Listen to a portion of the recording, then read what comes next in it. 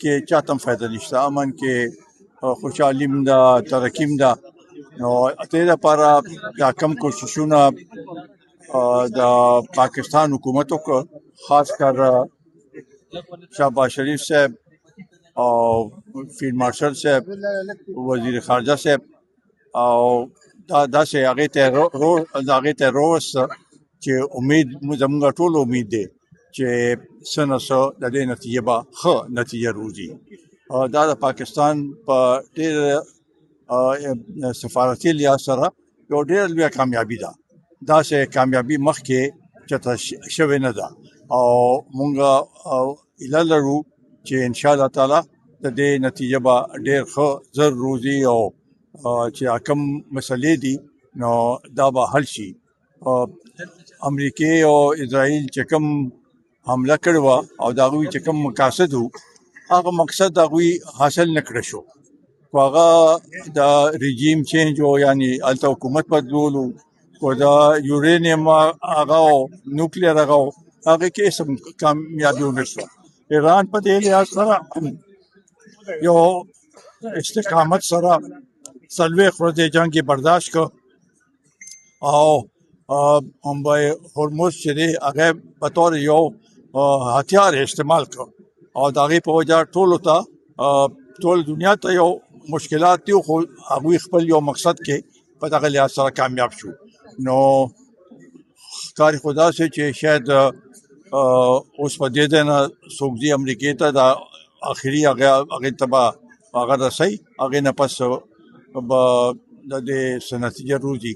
خو زه امید لرم چې داسې نتیجه یې چې کېدی شي چې شارټ ټرم دپاره یا داسې هغې شپېتو ورځو لپاره، او بیا هغې نه پس نور مستقل هغه د دې معاهده وشي.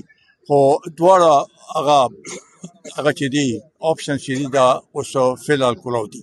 شیرکوخ د صوبې په حالاتو به خبرې اترې کوو. نن هم دوی په خپله صوبه کې جلسه را جوړه کړې ده، سرکاري وسایلو په بې دریغه استعمال روان دي. څنګه ګورې جي د دې صوبې د حالاتو ته؟ دې صوبې باندې موږ څه خبره وکړو؟ حالات خو داسې دي چې ورځ تر ورځه خرابېږي.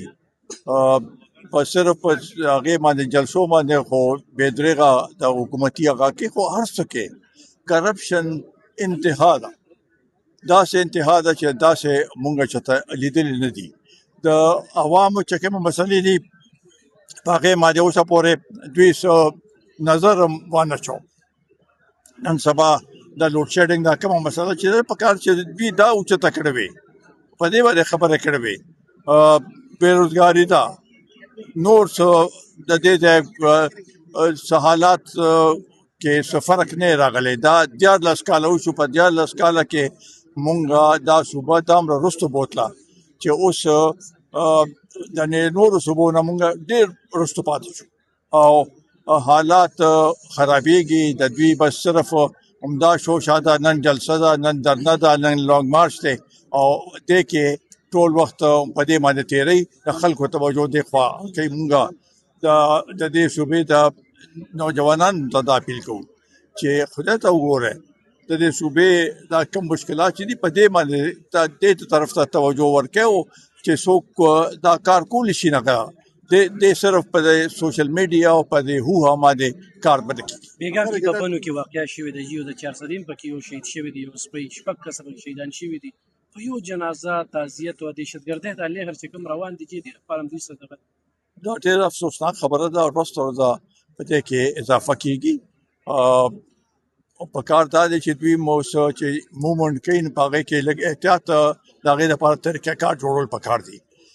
داسې نه په دې کې دا چې څه کېږي د دې څو پورې چې مستقل په دې باندې توجه ورنه کړی شي دا حالات به ټیک نه شي. په دغه لحاظ سره صحیح ده چې د جنګ په وجه مشکلات ډېر هغه شوي دي، خو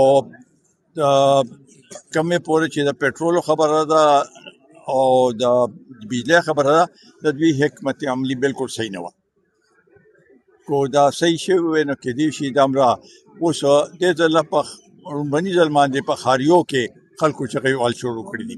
نو د دیاتو خو چا بیا تپوس څوک نه کوي، دلته خو 24 غنټې بالکل بجلی شته نه. نو په دغه لحاظ سره دا یو ناکامي ده او د پټرول هغې کې دوی خو لږ ډېر کمې وکړو خو دې لحاظ سره اوس پکار دا چې مزید په دې کې هغه کې پټرولیم لیوي چې دا هغه ختمول پکار دي. په دغه کې به عوامو ته لږ ډېر ریلیف ملاویږي. افغانستان ان شاء الله تعالی حالات ورځ ورځ په هغې کې فرق راځي او چین پکې یو لوی اهم کردار ادا کړی دی. ان شاء الله تعالی دا زموږ امید دی چې دې کې به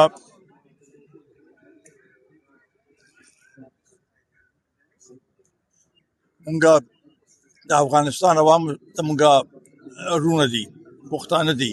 په دې 600 کیلومتر بارډر باندې دواړو طرف ته پښتانه پراته دي او زموږ سره د هغوی فکر دی او دا کوم هغه ځای نه چې دا کراس بارډر موومنټ کېږي او دا سلسله کې دی په دې کې پکار ده چې د هغه ځای حکومت هم لږ په دې باندې توجه ورکړي او زموږ دلته دا غواړو چې امن دې راشي په دواړو ملکونو کې.